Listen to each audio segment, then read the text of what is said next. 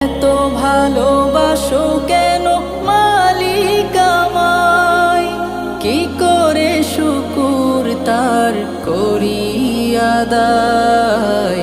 এত ভালোবাসো কেন মালিক আমায়, এত ভালোবাসো কেন মালিক আমায়।